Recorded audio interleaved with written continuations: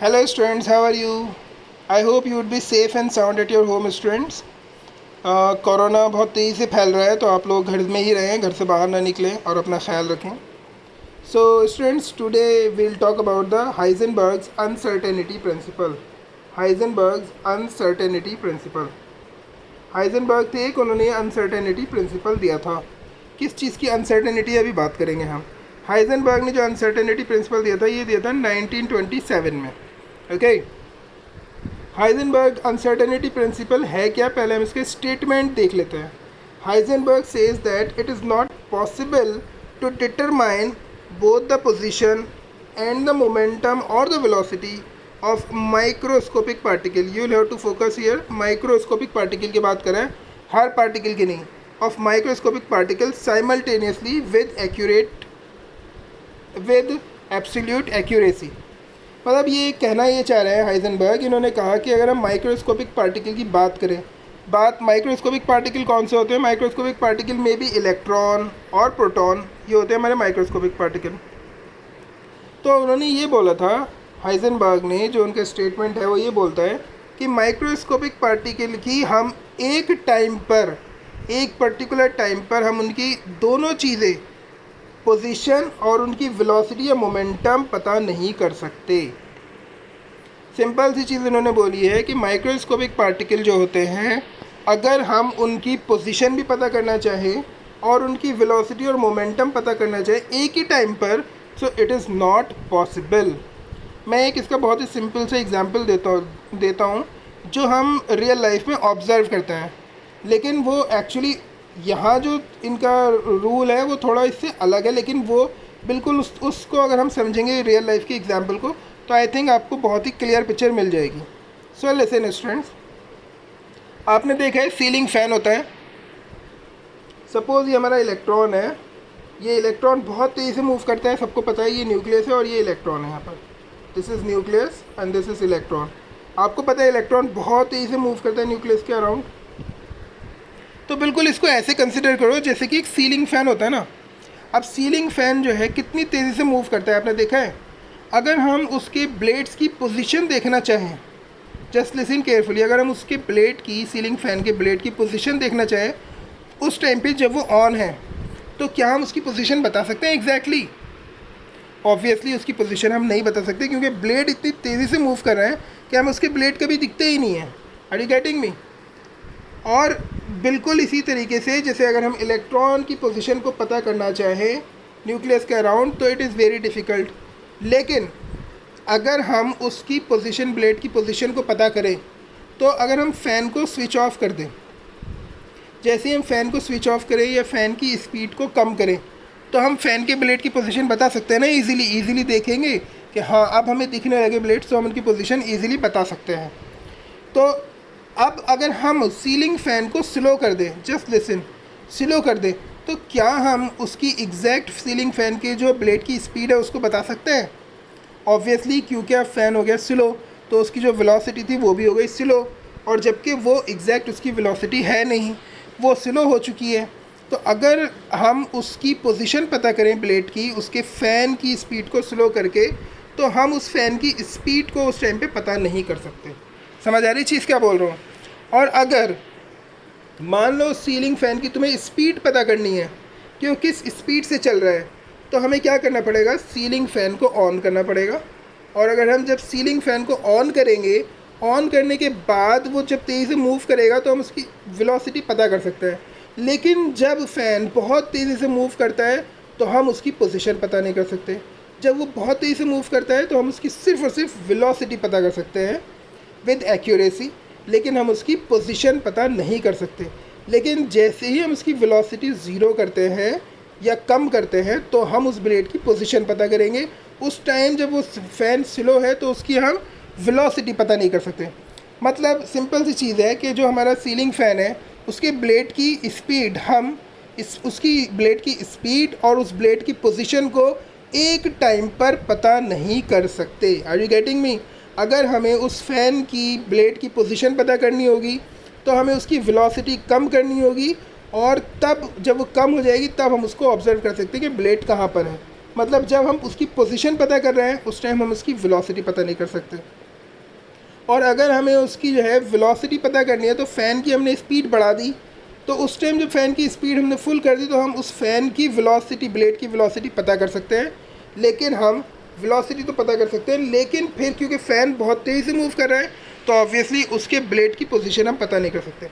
मतलब एक टाइम पर हम दोनों चीज़ें, पोजीशन और वेलोसिटी या मोमेंटम, माइक्रोस्कोपिक पार्टिकल के पता नहीं कर सकते। और ब्लेड्स जो होते हैं फ़ैन के, वो तो माइक्रोस्कोपिक भी नहीं होते, बहुत बहुत बड़े होते हैं उसके कंपेरिजन में। सो बस इसी तरीके से जैसे ये है ना, फ़ैन के एग्जाम्पल को आप यहाँ लगा लो कि इलेक्ट्रॉन है, अगर हम उसे इलेक्ट्रॉन की पोजीशन पता करना चाहते हैं न्यूक्लियस के अराउंड, तो हम पोजीशन और उसकी वेलोसिटी दोनों को एक साथ पता नहीं कर सकते एक टाइम पर। वेलोसिटी पता करनी होगी तो उसका हमें क्या करना पड़ेगा, उसकी पोजीशन पता नहीं कर सकते। अगर हम उसकी पोजीशन सही तरीके से पता करेंगे इलेक्ट्रॉन की, तो हम उसकी वेलोसिटी सही तरीके से पता नहीं कर सकते। समझ आ गया? आई होप समझ आ गया होगा, बहुत ही सिंपल था। अब देखो क्लास, अब इन्होंने एक मैथमेटिकल रिप्रेजेंटेशन भी इसका दिया था। ठीक है, इन्होंने कहा था कि अनसर्टेनिटी क्या होती है? अनसर्टेनिटी होती है कि जिसकी पोजीशन हमें पता नहीं लग रही। जैसे कि अब पोजीशन हमें पता नहीं लग रही फ़ैन की, तो फ़ैन की पोजीशन क्योंकि हमें पता नहीं लग रही, जब फ़ैन बहुत तेज़ी से मूव कर रहा है, समझ आ रहा है, तो हमें उसकी ब्लेड की पोजीशन पता नहीं लग रही जो बहुत तेज़ी से मूव कर रहा है। जब ब्लेड की पोजीशन पता नहीं लग रही तो हम उसकी पोजीशन के बारे में क्या है, अनसर्टेन है। Are you getting me? Uncertain है, सर्टेन नहीं है उसकी पोजीशन के बारे में। वेलोसिटी के लिए हम सर्टेन है। तो ये अनसर्टेनिटी का मतलब क्या होता है? अनसर्टेनिटी होता है एक तरीके से एरर ले लो कि उसकी पोजीशन में एरर। और ये मोमेंटम है, अनसर्टेनिटी इन मोमेंटम का मतलब क्या है कि उसकी मोमेंटम में एरर, मतलब एग्जैक्टली पता नहीं कर सकते। Simply I just want to say कि अगर हम बात करें अनसर्टेनिटी की, तो इसका मतलब ये है कि जिसमें ज़्यादा अनसर्टेनिटी होगी वो चीज़ हम सही तरीके से एक्यूरेटली पता नहीं कर सकते। समझ आ रहा है? और जो चीज़ सर्टेन होती है, कंफर्म्ड होती है, उसकी अनसर्टेनिटी कम होती है। समझ आया? बहुत ही सिंपल सी चीज़ें, समझ आ गया होगा। तो अगर हम बात करें, इन्होंने एक मैथमेटिकल रिप्रेजेंटेशन दिया था। इन्होंने कहा था डेल्टा एक्स मतलब कि यह है uncertainty in position, and into the delta P मतलब uncertainty in momentum of the microscopic particle. इन दोनों का जो प्रोडक्ट है it is equal to a constant which is what, h/4 pi. क्योंकि समझ आया? तो अब इसको हम देखते हैं, इस मैथमेटिकल रिप्रेजेंटेशन को क्या कह रहे हैं। देखो सिंपल सी चीज़ है, पोजीशन। अगर हमारी पोजीशन कंफर्म्ड है, मैं इसको दूसरे पेज पे समझाता हूँ। आप देखो क्लास, माना हमने कि जो पोजीशन है किसी मतलब माइक्रोस्कोपिक जो है हमारा वो पार्टिकल इलेक्ट्रॉन है, उसकी पोजीशन कंफर्म्ड है। अगर उसकी पोजीशन कंफर्म्ड है माइक्रोस्कोपिक पार्टिकल की, ठीक है, माइक्रोस्कोपिक पार्टिकल की पोजीशन कंफर्म्ड है, तो उसकी पोजीशन में जो अनसर्टेनिटी होगी वो होगी कम।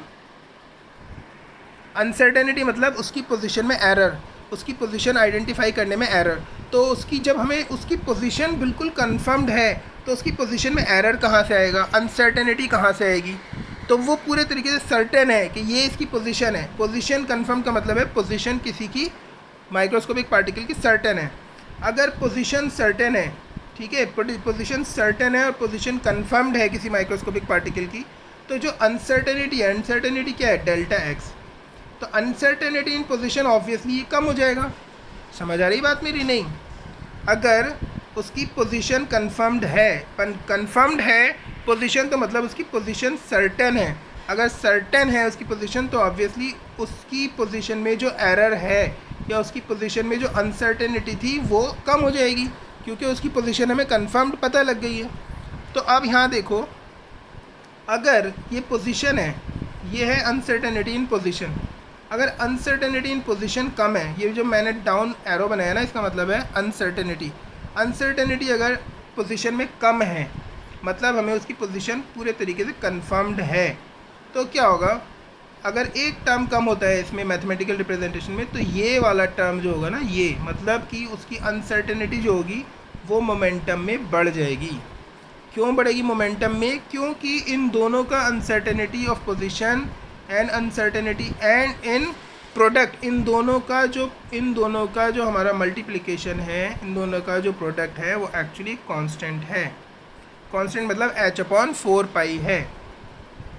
इसमें सिर्फ इतना कहना चाहता हूँ मैं कि अगर एक वैल्यू कम होती है, सपोज़ ये हमारी वैल्यू कम होती है इसमें, इस मैथमेटिकल रिप्रेजेंटेशन में, तो क्या होगा, अगर ये वैल्यू कम होगी तो ऑब्वियसली ये वैल्यू बढ़ानी ही पड़ेगी, ये वैल्यू बढ़ेगी बढ़ेगी। क्यों? क्योंकि इन दोनों का प्रोडक्ट तो हमेशा कांस्टेंट है। तो अगर ये चीज़ कम हो रही है तो इसको फिर से कांस्टेंट की वैल्यू लाने के लिए हमें ये चीज़ बढ़ानी पड़ेगी। मतलब अगर पोजीशन कंफर्म्ड हो गई और उसमें अनसर्टेनिटी बहुत कम हो गई, तो ये हो गई हमारी कम, बहुत ही कम इसकी अनसर्टेनिटी हो गई। पोजीशन कंफर्म्ड है, अनसर्टेनिटी कम हो गई, तो इसकी वैल्यू कम हो जाएगी। हेलो क्लास, तो इसकी वैल्यू कम हो जाएगी। अगर इसकी वैल्यू कम हो जाती है डेल्टा एक्स की, तो ऑब्वियसली जो अनसर्टेनिटी इन पोजीशन है वो बढ़ जाएगी, क्योंकि इन दोनों का प्रोडक्ट जो है वो h/4 it is a constant. इसको हम मैथमेटिकली एक तरीके से देख लेते हैं। देखो मैंने एक यहाँ पे दे रखा है एग्जांपल।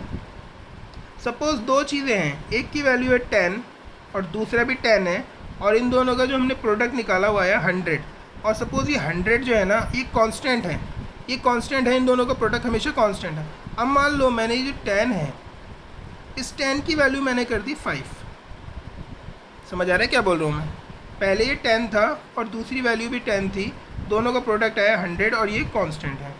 अब मान लो मैंने इस 10 की वैल्यू कर दी कम और ये हो गई 5। तो अब दोबारा से मुझे इनका प्रोडक्ट 100 लाने के लिए क्या करना होगा? ऑब्वियसली अगर इसकी वैल्यू कम हो गई, पहला टर्म कम हो गया, तो ये दूसरा वाला जो है ना, जो 10 दे रखा था, इसकी वैल्यू हमें बढ़ानी पड़ेगी। Are you getting me? हमें फिर से 100 लेके आने के लिए, इनका प्रोडक्ट 100 लाने के लिए, अगर एक की वैल्यू हम कम करते हैं, एक की वैल्यू कम करते हैं, तो दूसरे की जो वैल्यू है वो हमें बढ़ानी पड़ेगी ताकि 100 आ सके। Are you getting me? पहले 10 था, पहले 10 था, इनका प्रोडक्ट है 100। अब मैंने इसकी वैल्यू कम कर दी, 5 कर दी, लेकिन हमें प्रोडक्ट अब भी 100 ही लाना है। तो अगर ये कम हो गया तो ऑब्वियसली हमें इसकी वैल्यू बढ़ानी पड़ेगी ताकि इसकी वैल्यू बढ़ा के इन दोनों का प्रोडक्ट फिर से 100 आए। समझ आ गया ना? अब इसी चीज़ को यहाँ अप्लाई करो। अगर अनसर्टेनिटी पोजीशन में कम होती है तो हमें अनसर्टेनिटी इन जो मोमेंटम है उसको बढ़ाना पड़ेगा, क्योंकि इन दोनों का प्रोडक्ट जो है वो हमेशा कांस्टेंट रहना चाहिए h/4। तो इससे क्लियर हो गया कि अगर जो अनसर्टेनिटी पोजीशन में कम होती है, पोजीशन हमें कंफर्म्ड पता लग जाती है, उसकी अनसर्टेनिटी कम हो गई, तो अगर अनसर्टेनिटी कम होती है तो उसकी जो अनसर्टेनिटी है, जो उसकी वेलोसिटी के अंदर प्रोडक्ट में जो एरर है वो बढ़ जाएगा। समझ आया? तो अगर हमने एक पोजीशन किसी की कंफर्म कर ली, अगर मैंने मान लो इसकी पोजीशन कंफर्म कर ली इलेक्ट्रॉन की, ये न्यूक्लियस है और ये इलेक्ट्रॉन की पोजीशन मैंने कंफर्म कर ली, तो उसकी अनसर्टेनिटी पोजीशन में हो गई कम, लेकिन इलेक्ट्रॉन का जो उसकी वेलोसिटी होगी इलेक्ट्रॉन की और जो प्रोडक्ट होगा वो क्या होगा, उसके अंदर एरर ज़्यादा आएंगे। ये मैथमेटिकल रिप्रेजेंटेशन है। ये कम हुआ, ये वैल्यू बढ़ेगी, मतलब एरर ज़्यादा हो जाएंगे, अनसर्टेनिटी ज़्यादा हो जाएगी उस इलेक्ट्रॉन की, किसमें? मोमेंटम में, और वेलोसिटी में ज़्यादा उसकी अनसर्टेनिटी आ जाएगी। ये इन्होंने कहा था। तो ये भी हमारा जो इनका मैथमेटिकल रिप्रेजेंटेशन है, ये भी एक्चुअली क्लास ये शो करता है कि हम दोनों चीज़ें, पोजीशन और वेलोसिटी को एक साथ आइडेंटिफाई नहीं कर सकते। किसके? Microscopic particle like electron and proton.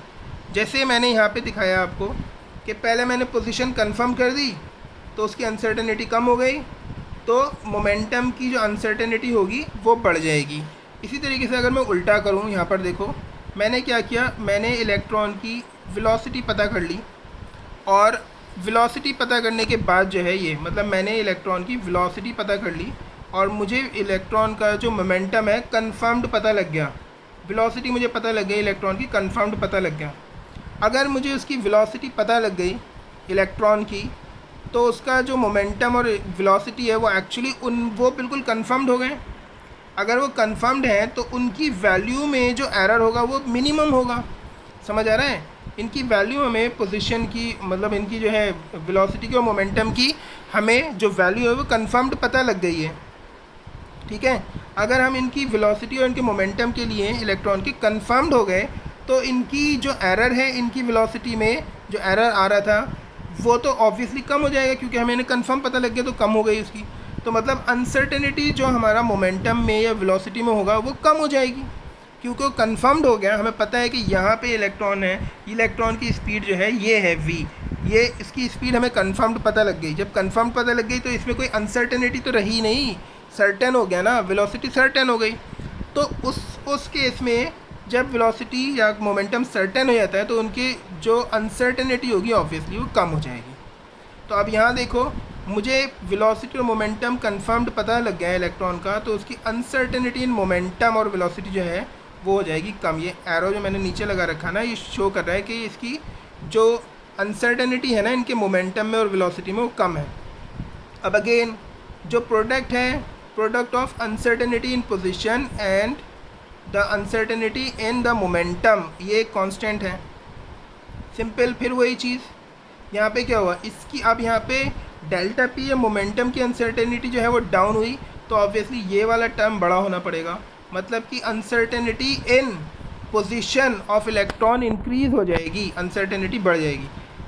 तो अगर वेलोसिटी पता लग गई तो उसके एरर जो है और अनसर्टेनिटी उसकी पोजीशन में आने लगेगी, उसकी पोजीशन हमें सही से पता नहीं लग पाएगी, क्योंकि इन दोनों का प्रोडक्ट जो है वो एक कांस्टेंट है।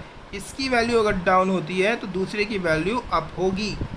अगर ये वैल्यू अप होगी इसका मतलब अनसर्टेनिटी बढ़ जाएगी। किसके अंदर अनसर्टेनिटी बढ़ेगी? इसकी पोजीशन में अनसर्टेनिटी बढ़ जाएगी। हम कंफर्म्ड नहीं होंगे इसकी पोजीशन क्या होगी। आई थिंक सबकी समझ आ गया होगा क्लास। सो क्लास, अब क्वेश्चन आता है रीज़न क्या है इसका, ऐसा क्यों हो रहा है। वो तो मैंने फ़ैन का एग्जाम्पल लिया था ताकि आप लोगों की समझ आ जाए, लेकिन इलेक्ट्रॉन के केस में या माइक्रोस्कोपिक पार्टिकल जो है उनके केस में कुछ अलग ही रीज़न, कुछ अलग होता है। वो अब हम डिस्कस करते हैं आखिर रीज़न क्या है। तो रीज़न के लिए आप देखो, आप लोगों को पता है हम कोई भी चीज़ कैसे देखते हैं। सपोज़ ये ऑब्जेक्ट हमें देखना है, ठीक है, ये हमारी आइज़ हैं और हमें इन आइज़ से इस ऑब्जेक्ट को देखना है। तो क्या होता है, रेज़ आती हैं, लाइट रेज़, वो इससे कोलाइड करेंगी और इससे कोलाइड करने के बाद वो फिर हमारे आई में पहुंचती हैं रेज़। जब वो आई में पहुंचती है तो आई जो है उसकी इमेज बनाती है ऑब्जेक्ट की। उस इमेज से फिर हम ऑब्ज़र्व कर पाते हैं इस इमेज को। तो मतलब क्या हुआ कि लाइट रेज़ जो होंगी, अगर लाइट रे नहीं होंगी, अगर लाइट नहीं होगी, तो आपने देखा है लाइट नहीं होती, अगर किसी रूम में अंधेरा है, डार्क है, तो क्या हम किसी चीज़ को देख पाते हैं? ऑब्वियसली नहीं देख पाते। तो लाइट होनी बहुत ज़रूरी है, क्योंकि लाइट जो है उस ऑब्जेक्टिव पर टकराएगी, there would be a reflection, वो लाइट हमारी आइज़ में पहुंचेगी उसके रिफ्लेक्शन से, तब हम इस ऑब्जेक्ट को अपनी आइज़ से देख पाएंगे। सिंपल सी चीज़ है, ऐसे हम दुनिया की हर चीज़ को देखते हैं। अब प्रॉब्लम ये आती है इलेक्ट्रॉन के साथ। देखो क्या प्रॉब्लम आई है, मैं देखो बताता हूँ आपको। ये देखो, अगर हम मान लो इलेक्ट्रॉन को हम देखना चाह रहे हैं, इलेक्ट्रॉन क्या है? It is a microscopic particle. हमें इलेक्ट्रॉन की पोजीशन और वेलोसिटी दोनों एक साथ पता करना चाह रहे हैं, इस माइक्रोस्कोप में देख रहे हैं हम उसको। तो होता क्या है, हम क्या करेंगे इलेक्ट्रॉन को देखने के लिए? सबसे पहले क्या करेंगे बताओ? अभी मैंने बताया ना, लाइट आएगी, ये जो लाइट आ रही है ना, ये इलेक्ट्रॉन है, सपोज ये है इलेक्ट्रॉन, ये लाइट इंसिडेंट लाइट आई। अब लाइट किसकी फॉर्म में आएगी? लाइट ऑब्वियसली फोटोन की फॉर्म में आएगी। तो ये जैसे ही क्या होता है, ये लाइट जो है मतलब जो फोटोन है ये इस इलेक्ट्रॉन से कोलाइड करेगा। इलेक्ट्रॉन इतना छोटा होता है, इतना माइन्यूट, उसका मास प्रोटॉन से भी 1/1870 टाइम्स छोटा होता है, उससे भी इतना कम होता है। तो इलेक्ट्रॉन बहुत बहुत बहुत छोटा है। तो ये फोटोन जो होता है वो एक्चुअली इतना भारी हो जाता है इस इलेक्ट्रॉन के कंपैरिजन में, कि जैसे ही फोटोन इलेक्ट्रॉन को हम देखना चाहते हैं तो लाइट इस पर पड़ेगी और यहाँ से लाइट कोलाइड करके ये माइक्रोस्कोप में पहुँचेगी, तब हम इसको देख सकते थे। लेकिन होता है क्या है, क्योंकि फोटोन काफ़ी भारी हो जाता है एज़ कम्पेयर टू इलेक्ट्रॉन, तो इलेक्ट्रॉन की लाइट रिफ्लेक्ट होकर हमारी माइक्रोस्कोप में जाने की बजाय ये खुद ही रिफ्लेक्ट हो जाता है इलेक्ट्रॉन, क्योंकि बहुत हल्का है। प्रोटॉन इसको इसके रास्ते से डाइवर्ट कर देता है। पहले तो इलेक्ट्रॉन ये जा रहा था, देखो एक्सपेक्टेड पाथ है, लेकिन फोटोन इतना तेज़ी से इसके ऊपर लगता है कि ये है बहुत हल्का, तो ऑब्वियसली फोटोन जो है इस पर इम्पैक्ट डालता है और इसके जो ऐसे इलेक्ट्रॉन मूव कर रहा था, ऐसे मूव करने की बजाय ये कैसे सीधा जाने लगता है। क्यों? क्योंकि फोटोन इलेक्ट्रॉन के कंपैरिजन में काफ़ी भारी हो गया। ये लाइट हैवी हो गई जिसकी वजह से फोटोन को, अब ये मतलब इलेक्ट्रॉन से क्या लाइट रिफ्लेक्ट होंगी माइक्रोस्कोप में, ये खुद ही डिफ्लेक्ट हो जाता है, हिल जाता है क्योंकि बहुत हल्का है। तो इसको देखना एक्चुअली काफ़ी मुश्किल हो गया। यहाँ पे समझ आया? तो एक्चुअली होता यही है कि अगर हम लाइट इसके ऊपर डालते हैं इलेक्ट्रॉन पे देखने के लिए, ताकि यहाँ से लाइट रिफ्लेक्ट होकर माइक्रोस्कोप में आए और हम इसको ऑब्जर्व करें, तो लाइट डालते ही ये खुद ही डिफ्लेक्ट हो जाता है हल्का होने की वजह से। तो हम इसकी जो रिफ्लेक्टेड जो लाइट है ना, यहाँ तो माइक्रोस्कोप में जाती नहीं है, ये खुद ही डिफ्लेक्ट होकर कहीं कहीं चला जाता है, जैसे यहाँ पहुँच के। तो इसलिए इलेक्ट्रॉन को ऑब्जर्व करना बहुत डिफ़िकल्ट होता है, क्योंकि लाइट हम मेजर नहीं कर सकते लाइट के थ्रू। अब हम क्या करें, इसको कैसे ओवरकम करें? ऐसे क्या करें कि हम इस इलेक्ट्रॉन को लाइट, भाई हम इलेक्ट्रॉन को ऑब्जर्व करें किसी भी चीज़ को लाइट के थ्रू ही करते हैं। लाइट रेज जैसी आती हैं वो इससे भारी पड़ जाती हैं, किससे? इलेक्ट्रॉन से। तो रिफ्लेक्ट होने की बजाय लाइट कहीं और, ये इलेक्ट्रॉन ही कहीं रिफ्लेक्ट हो जाता है क्योंकि वो बहुत हल्का है। अगर ये रिफ्लेक्ट ही नहीं हो रही लाइट यहाँ से, तो इलेक्ट्रॉन को हम देख कैसे पाएंगे? समझ आ रहा है? तो हम क्या करें कि हम इलेक्ट्रॉन को देख पाएँ? देखो मैं बताता हूँ आपको। देखो, ऑप्टिक्स प्रिंसिपल जो है, लाइट के जो ऑप्टिकल प्रिंसिपल्स हैं, वो हमें बताते हैं कि अगर तुम किसी भी बहुत ही स्मॉल, छोटा, जैसे कि इलेक्ट्रॉन को अगर देखना चाहते हो, तो हमें क्या करना होगा? हमें लाइट जो है ना, लो वेवलेंथ वाली लाइट यूज़ करनी पड़ेगी। जैसे अभी मैंने दिखाया था ना, अभी मैंने दिखाया था आपको पिछले उसमें फ़ोटो में, कि जो लाइट थी, लाइट का जो फोटोन है वो इतना भारी हो गया कि वो इलेक्ट्रॉन को डिफ्लेक्ट कर देता है। ये इतना भारी हो गया फोटोन जो है हमारा,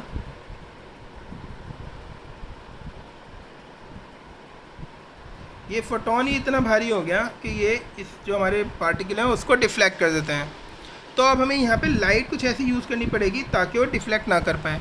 तो इसी के लिए जो हमारे ऑप्टिकल प्रिंसिपल है, वो कहते हैं कि अगर हम एक ऐसी लाइट यूज़ करें जिसकी वेवलेंथ छोटी हो, स्मॉल वेवलेंथ, देखो शॉर्टर वेवलेंथ, अगर हम शॉर्टर वेवलेंथ यूज़ करें तो क्या होता है, इसमें जो पार्टिकल होता है उसमें डिफ्लेक्शन कम होता है। देखो मैं यहाँ पे दिखाता हूँ।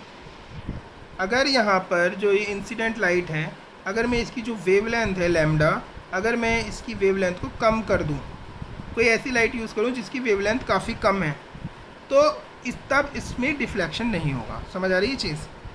तो अगर हम लाइट ऐसी यूज़ करें जिसमें कि जो हमारा लैम्डा है, जो वेवलेंथ है वो कम होगी, तो जो हमारा इलेक्ट्रॉन होगा या जो हमारे माइक्रोस्कोपिक पार्टिकल है उनमें डिफ्लेक्शन होगा कम। देखो यहाँ लिख रहा है मैं, डिफ्लेक्शन कम। ये कहता है ऑप्टिकल प्रिंसिपल्स, बोलते हैं लाइट के। शॉर्टर वेवलेंथ अगर हम यूज़ करते हैं तो डिफ्लेक्शन नहीं होगा।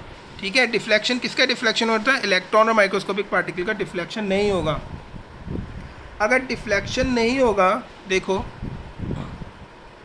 यहाँ देखो, अगर यहाँ डिफ्लेक्शन नहीं होता है तो इलेक्ट्रॉन अपनी प्लेस से नहीं हटेगा। इसमें हमने लाइट डाली, इसमें अब डिफ्लेक्शन नहीं हुआ। क्यों नहीं हुआ? क्योंकि हमने यहाँ पे जो वेवलेंथ ली है लाइट की वो बहुत लो है, डिफ्लेक्शन नहीं होगा। तो सीधी इसकी जो रेज़ हैं रिफ्लेक्शन के बाद हमारे माइक्रोस्कोप में पहुँचेगी और हम इसको ईजीली इलेक्ट्रॉन को देख लेंगे। समझ आया सबके? सिंपल चीज़ थी। प्रॉब्लम क्या थी कि अगर हम लाइट, कोई सी भी लाइट अगर हम लाइट यूज़ करते हैं तो लाइट के जो फोटोन होते हैं वो इतने हैवी होते हैं कि वो इससे लाइट रिफ्लेक्ट होकर माइक्रोस्कोप में जाने की बजाय वो इलेक्ट्रॉन ही डिफ्लेक्ट हो जाता है। अब इसको ओवरकम करने के लिए साइंटिस्ट ने ऑप्टिकल प्रिंसिपल्स ये बोलते हैं कि ये क्योंकि इसके ऊपर इम्पैक्ट पड़ा है लाइट का, तो हमने जो इंसिडेंट लाइट है उसकी वेवलेंथ को कम कर दिया। अगर हम कम वेवलेंथ को यूज़ करते हैं लाइट को, तो क्या होगा, इनमें ये जो पार्टिकल है ना, माइक्रोस्कोपिक पार्टिकल या इलेक्ट्रॉन, इनमें डिफ्लेक्शन नहीं होगा और सीधी लाइट इससे कोलाइड करने के बाद, रिफ्लेक्शन के बाद सीधी माइक्रोस्कोप में जाएगी और जिससे हम इसे ईजीली देख लेंगे। तो क्लास ये तो समझ आया है कि हम चलो इसको ओवरकम कैसे करें, कैसे इसकी पोजीशन पता करें, डिफ्लेक्शन लो करें, कैसे कर सकते हैं? शॉर्टर वेवलेंथ यूज़ करके लाइट की हम इसको कर सकते हैं। बट इसका एक ड्रॉबैक है। हमें पता है de Broglie wavelength equation, do you remember class? हमने पहले बात कर रखी है। मैं ऊपर लिंक भी दे दूंगा, यहाँ पर लिंक दे दूंगा इसका, डी ब्रॉयस वेवलेंथ का।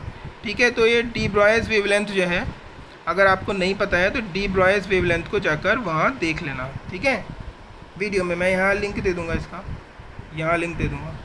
तो डी ब्रॉयस ने बोला था कि लैम्डा जो होता है वो होता है it is equal to h upon p. P यहाँ पर क्या है class? Obviously it is a momentum. तो इन्होंने कहा था डी ब्रॉयस ने कि जो लैम्डा है, वेवलेंथ है, वो एच अपॉन पी होता है। अगर हम इसको ऑब्जर्व करें, एच अपॉन पी है तो पी इज़ इक्वल टू क्या होगा ज़रा बताओ? क्रॉस मल्टीप्लिकेशन, पी यहाँ पहुँच गया तो पी इज़ इक्वल टू क्या हुआ? पी मतलब क्या है? मोमेंटम है क्लास, पता है ना? सो पी हो जाएगा एच अपॉन लैम्डा। अब ये एच तो कांस्टेंट ही है क्योंकि ये प्लैंक्स कांस्टेंट है। So obviously momentum of microscopic particle it will be inversely related to the wavelength. समझ आ रहा है?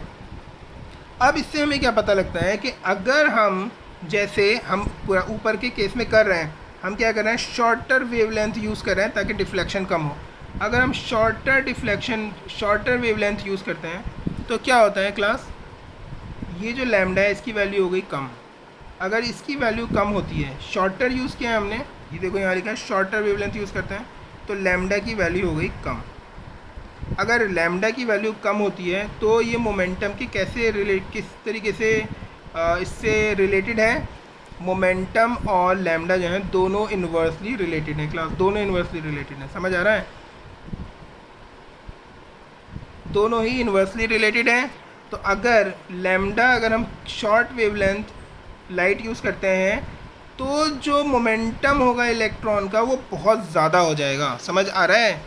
जितना ज़्यादा, इससे साफ पता लग रहा है क्योंकि इन्वर्सली रिलेटेड है, तो जितना कम हमारा ये होगा, जिसे कहते हैं हम लैम्डा वेवलेंथ होगी, उतना ही ज़्यादा उसका मोमेंटम होगा। समझ आया?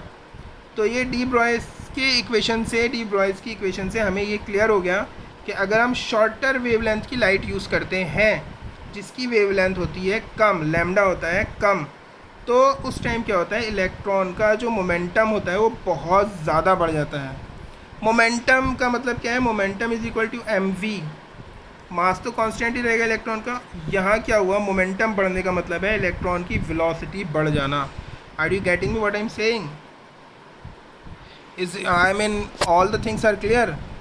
यहाँ पर अगर हम शॉर्टर वेवलेंथ को यूज़ करते हैं तो इलेक्ट्रॉन का, अगर ये शॉर्ट है तो इलेक्ट्रॉन का मोमेंटम बढ़ जाता है, और इलेक्ट्रॉन का जब मोमेंटम बढ़ेगा तो वो तेज़ी से मूव करेगा। अगर वो तेज़ी से मूव करेगा तो क्या हम उसका मोमेंटम ईज़िली पता कर सकते हैं?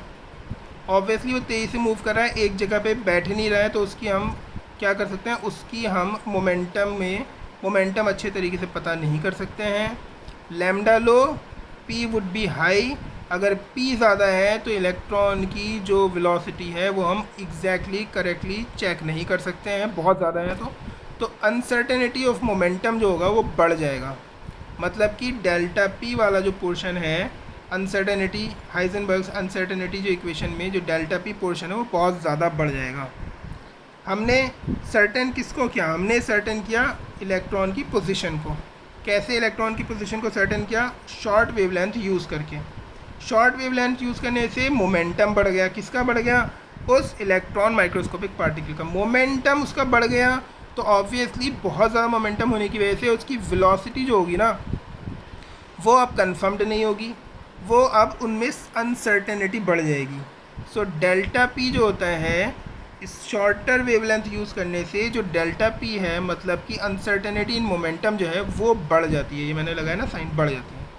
मतलब एक चीज़ तो हम इजीली कर लेंगे, शॉर्टर वेवलेंथ यूज़ किया तो हमें इलेक्ट्रॉन की पोजीशन को पता कर लिया, क्योंकि कोई भी डिफ्लेक्शन नहीं हुआ, सीधी हमारी आइज़ में रेज आई हैं। ठीक है? जैसे ये यहाँ पे हमने क्या किया?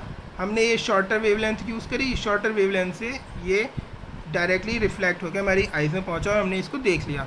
लेकिन उसी टाइम पर बिल्कुल एट द सेम मोमेंट क्या हो रहा है? उसी पर्टिकुलर टाइम पर जो इसका मोमेंटम है वो बढ़ रहा है इस इक्वेशन के थ्रू, क्योंकि दोनों इन्वर्सली रिलेटेड हैं। डेल्टा जो है वो अगर कम होता है तो ऑब्वियसली मोमेंटम जो होगा वो बढ़ जाएगा। ज़्यादा इलेक्ट्रॉन या माइक्रोस्कोपिक के मोमेंटम होने की वजह से उनके अंदर अनसर्टेनिटी भी बढ़ जाती है। समझ आया? तो मतलब अगर हम उसकी पोजीशन सही तरीके से पता कर लें शॉर्टर वेवलेंथ यूज़ करके, तो हम उसकी वेलोसिटी और मोमेंटम को कंफर्म नहीं कर सकते, कंफर्म पता नहीं कर सकते। दिस इज़ द रीज़न, ये इसका रीज़न था अनसर्टेनिटी का। अब क्लास हम बात करते हैं इसका सिग्निफिकेंस क्या है अनसर्टेनिटी का। अनसर्टेनिटी, हाइजेनबर्ग के अनसर्टेनिटी प्रिंसिपल का रीज़न ये है, हाइजेनबर्ग ने क्या कहा, हम एक साथ पोजीशन और वेलोसिटी इलेक्ट्रॉन की पता नहीं कर सकते। मतलब कि इलेक्ट्रॉन मतलब माइक्रोस्कोपिक पार्टिकल्स की एक साथ वेलोसिटी और पोजीशन को पता नहीं कर सकते साइमल्टेनियसली, यही तो कहा था उन्होंने। अब यहाँ पर देखो हो क्या रहा है यहाँ पर। सो क्लास सिंपल सी चीज़ है, इन्होंने कहा कि पोजीशन और वेलोसिटी एक साथ हम पता नहीं कर सकते। तो इसका मतलब क्या हुआ, इलेक्ट्रॉन की जो पोजीशन है वो कभी भी कंफर्म्ड नहीं हो सकती। समझ आ रहा है, उसकी पोजीशन हम कभी कंफर्म्ड नहीं कर सकते, क्योंकि इलेक्ट्रॉन तो हमेशा मूव करता ही रहेगा। इलेक्ट्रॉन मूव करेगा, उसमें वेलोसिटी में अनसर्टेनिटी कम होगी, पोजीशन हम उसकी कभी पता नहीं कर सकते, क्योंकि इलेक्ट्रॉन तो कंटिन्यूसली बहुत फास्टली मूव कर रहा है। तो अनसर्टेनिटी प्रिंसिपल की वजह से ये तो साफ कहता है कि हम इसकी दोनों चीज़ें एक साथ पता नहीं कर सकते। मतलब कंफर्म्ड हो गया कि उसकी इलेक्ट्रॉन की जो पोजीशन है हम सही पता नहीं कर सकते। कभी इलेक्ट्रॉन यहाँ दिखाई देगा हमें, कभी यहाँ दिखाई देगा, क्योंकि उसमें अनसर्टेनिटी है। तो पहले बोर्ड ने क्या कहा था, बोर्ड ने कहा था कि इलेक्ट्रॉन जो होते हैं actually they revolves in fixed circular path. तो इससे हमें पता लगा अनसर्टेनिटी से कि इसकी जो पोजीशन है उसमें तो अनसर्टेनिटी आती है इलेक्ट्रॉन की। अगर इलेक्ट्रॉन की पोजीशन में अनसर्टेनिटी आती है तो अनसर्टेनिटी आने का मतलब क्या हुआ बताओ क्लास, कि उसकी पोजीशन कंफर्म्ड नहीं है। तो यहाँ पर उसकी इलेक्ट्रॉन की हाइजेनबर्ग्स अनसर्टेनिटी प्रिंसिपल से ये क्लियर हो गया कि जो इलेक्ट्रॉन है उसकी पोजीशन कभी भी कंफर्म्ड नहीं होती। अगर उसकी पोजीशन कंफर्म्ड नहीं होती तो बोर्ड ने कैसे फिक्स्ड सर्कुलर पाथ के बारे में डिस्कस कर लिया। ऐसा कोई फिक्स्ड सर्कुलर पाथ तो हो ही नहीं सकता इलेक्ट्रॉन का, क्योंकि इलेक्ट्रॉन की जो पोजीशन है वो फिक्स्ड है ही नहीं, उसके अंदर अनसर्टेनिटी है हाइजेनबर्ग के हिसाब से। तो उसकी पोजीशन कभी भी कंफर्म्ड नहीं हो सकती। लेकिन बोर्ड ने कहा था कि जो इलेक्ट्रॉन की जो पोजीशन है वो फिक्स्ड है। वो किस में फिक्स्ड है, सर्कुलर पाथ जिसे हम ऑर्बिट्स बोलते हैं उसके अंदर रिवॉल्व करते हैं सर्कुलर पाथ में, जो कि फिक्स्ड है उनकी पोजीशन। हाइजेनबर्ग बोलते हैं फिक्स्ड नहीं है। तो इसीलिए बोर की ये थ्योरी हो गई गलत कि ये फिक्स्ड सर्कुलर पाथ में इलेक्ट्रॉन मूव करते हैं, इलेक्ट्रॉन की पोजीशन कोई नहीं बता सकता सही। इसलिए हम यहाँ पर जो फिक्स्ड पोजीशन के बारे में पहले बात करते थे इलेक्ट्रॉन की, अब हम उस फिक्स्ड को हमने रिप्लेस कर दिया। Instead of fix circular path अब हम उसको क्या बोलते हैं, प्रोबेबल पोजीशन बोलते हैं। मतलब कि इलेक्ट्रॉन यहाँ हो सकता है, यहाँ हो सकता है, यहाँ हो सकता है, यहाँ हो सकता है, सारी पॉसिबिलिटी देख ली। इलेक्ट्रॉन यहाँ से लेके यहाँ तक हो सकता है, ये हमने दो रेंज ले ली इसकी। तो इसके बीच में इलेक्ट्रॉन लाई करेगा कहीं पर सपोज, है ना। तो हम ये तो नहीं कह सकते कि फिक्स्ड है इसकी इलेक्ट्रॉन की पोजीशन। अनसर्टेनिटी प्रिंसिपल तो कहता है कि इलेक्ट्रॉन की पोजीशन कभी भी सर्टेन हो ही नहीं सकती है, अनसर्टेनिटी रहेगी। तो इसलिए हम यहाँ पे फिक्स्ड ऑर्बिट को तो यूज़ ही नहीं कर सकते। तो हम क्या बोलेंगे कि इलेक्ट्रॉन की जो पोजीशन है वो प्रोबेबल पोजीशन हो सकती है, प्रोबेबिलिटी हो सकती है एक पर्टिकुलर जगह पर इलेक्ट्रॉन के मिलने की और होने की पोजीशन की। लेकिन हम कंफर्म्ड नहीं कह सकते इलेक्ट्रॉन यहाँ पर होगा। बट बोर इसे कंफर्मली बोल रहे थे, ठीक है। हाइजेनबर्ग ने बताया पोजीशन फिक्स्ड नहीं है, हम कंफर्मली बोल नहीं सकते। तो ये एक तरीके से बोर का जो मॉडल था उसको इन्होंने किसी तरीके से एक तरीके से डिसएग्री करा इससे, और अपनी थ्योरी के हिसाब से उन्होंने बता दिया कि इलेक्ट्रॉन की जो पोजीशन है इट इज़ अनसर्टेन, उसमें अनसर्टेनिटी है। So we can not use fixed circular orbit for the position of electron, we'll have to use probable position of electron, probability उसमें ऐड किया इन्होंने, ठीक है। It was a significance of Heisenberg's uncertainty principle. I hope students आप लोगों के सबकी समझ आ गया होगा। टॉपिक काफ़ी इजी था, बस समझने के लिए था। So have a nice day. और स्टूडेंट्स अगर आपको ये टॉपिक अच्छा लगा, समझ में आया, तब इसको लाइक करें, ठीक है। और मेरे चैनल को सब्सक्राइब भी कीजिए अगर आपको समझ आता है, ओके। लाइक तभी कीजिए जब आपकी समझ आए और अच्छा लगे तो। और जो यहाँ पर जो बेल आइकन है उसको भी प्रेस कर देना। So students have a nice day ahead, goodbye for today.